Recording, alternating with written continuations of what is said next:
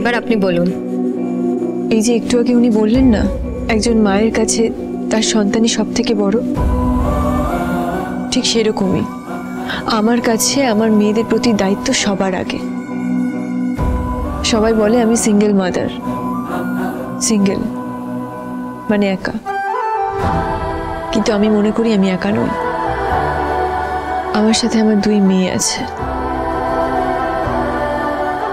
হ্যাঁ, তাদের মধ্যে একজন আমার কাছে এখন নেই ঠিকই, কিন্তু আমি খুব তাড়াতাড়ি ওকে আমার কাছে নিয়ে আসবো। শুধু মেয়েদের কথা বললেন আর নিজের কথা বলবেন না?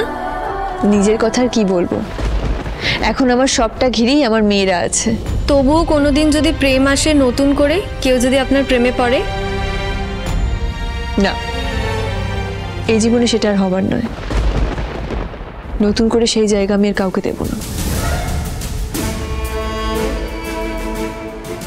সত্যিটা বলুন, দীপা অর্জুনকে আর অর্জুন দীপাকে ভালোবাসে বলুন। হ্যাঁ, আমি দীপাকে ভালোবাসি। 18 বছর আগেও ভালোবাসতাম, এখনো ভালোবাসি।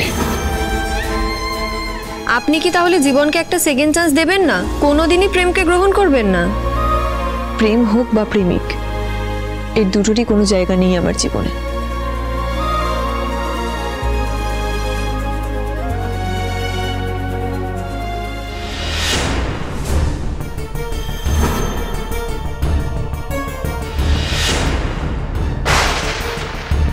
অর্জুনদা, তুমি এখানে?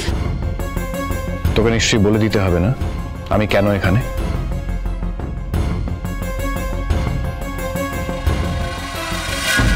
মা, আমি সত্যি জানি না ওরা কোথায় গেছে, আমাকে বলেনি।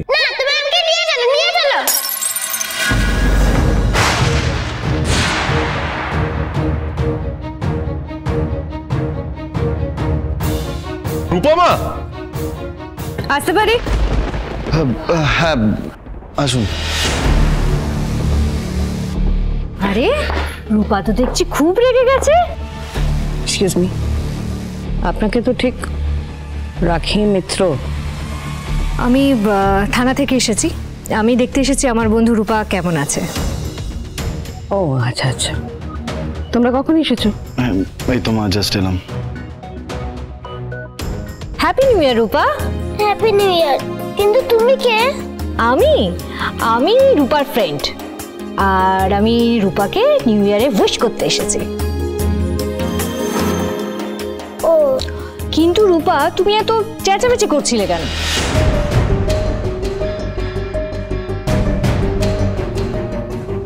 ম্যাম, আমি তোমার সাথে কথা আছে, একটু ওইদিকে এসো। সব কি বলছি যে নিজেকে কন্ট্রোলে রাখবে, হ্যাঁ, মাথা গরম করবে না। উনি ইন্সপেকশনে আছেন, আর রূপার কাস্টাডি এখন অব্দি আমরা পুরোপুরি পাইনি, এটা মাথায় রেখো। আর তুমি সব ঠিক করে দেবে। অনুরাগীর ছোঁয়া, সোম থেকে রবি রাত 9:30টায় স্টার জলসায়।